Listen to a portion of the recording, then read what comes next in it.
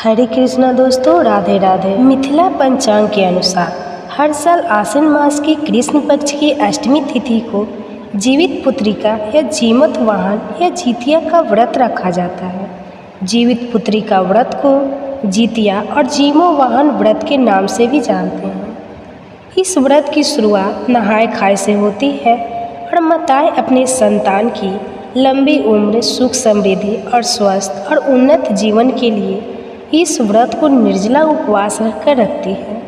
मान्यताओं के अनुसार संतान के लिए रखा यह व्रत किसी भी बुरी स्थिति में संतान की रक्षा करता है और सबसे कठिन व्रतों में से एक व्रत माना जाता है।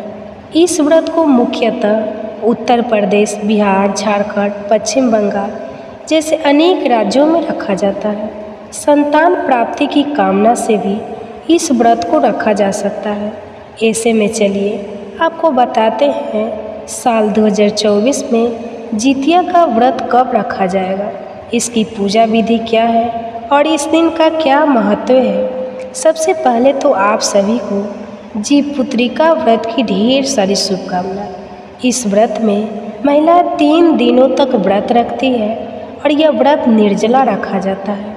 सप्तमी तिथि के दिन नहाए खाए और अष्टमी तिथि के दिन निर्जला उपवास रखकर नवमी तिथि के दिन व्रत का पारण किया जाता है।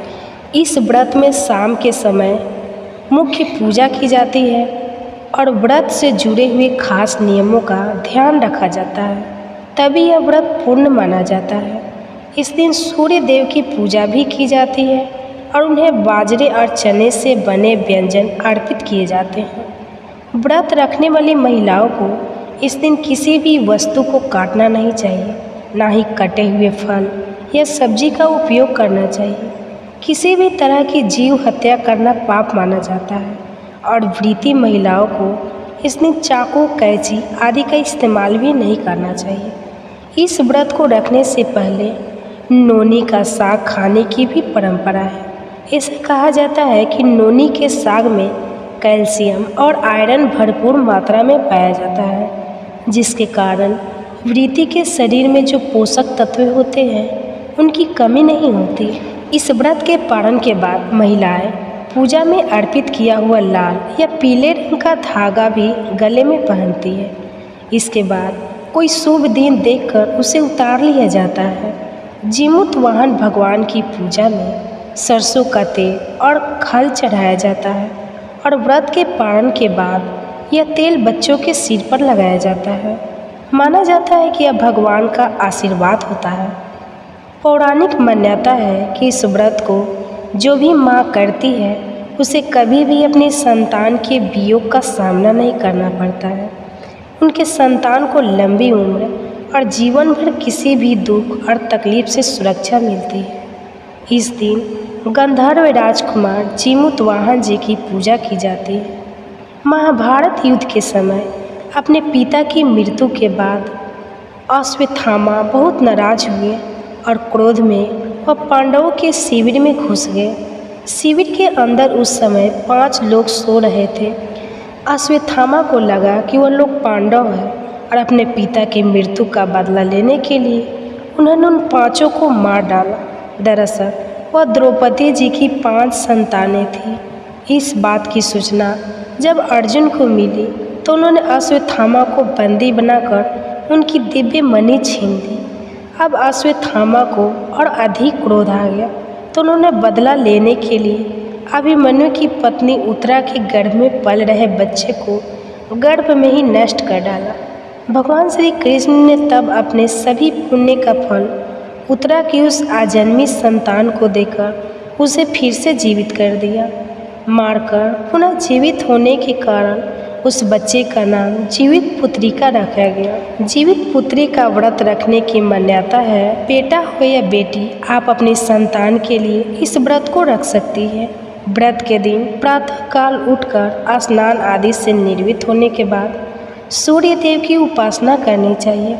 घर के मंदिर में एक चौकी रखकर उस पर लाल रंग का वस्त्र बिछाकर उसके ऊपर थाली रखकर सूर्य नारायण की प्रतिमा रखकर उन्हें दूध से बनाए कढ़ाए, धूप दीप जलाए, धूप दीप अर्पित करें और भोग लगाने के साथ ही आरती करें।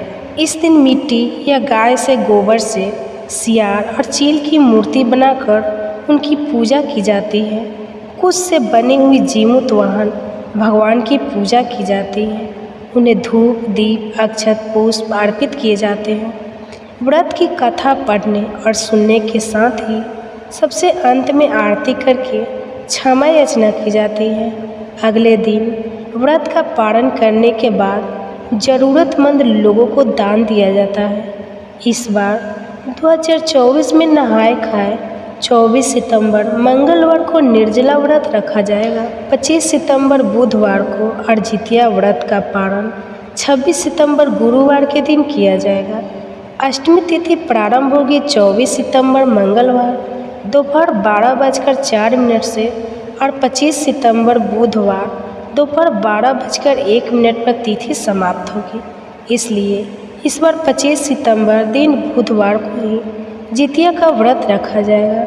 जितिया व्रत की पूजा का शुभ मुहूर्त 25 सितंबर बुधवार को जो है सुबह की पूजा का शुभ मुहूर्त होगा। सुबह 6:10 से 9:12 तक और शाम की पूजा का शुभ मुहूर्त शाम 6:14 से 7:02 तक रहेगा। नौवीं तिथि प्रारंभ होगी 25 सितंबर बुधवार दोपहर 12:01 से और 26 सितंबर गुरुवार दोपहर 12:02 पर तिथि समाप्त होगी।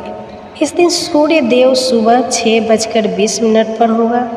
व्रत का पारण किया जाएगा 26 सितंबर गुरुवार सुबह 6:02 से 8:02 के बीच में। जितिया व्रत में कुछ जगह पर एक दिन पहले यानी नहाई खाई के दिन मछली खाकर अगले दिन व्रत रखा जाता है।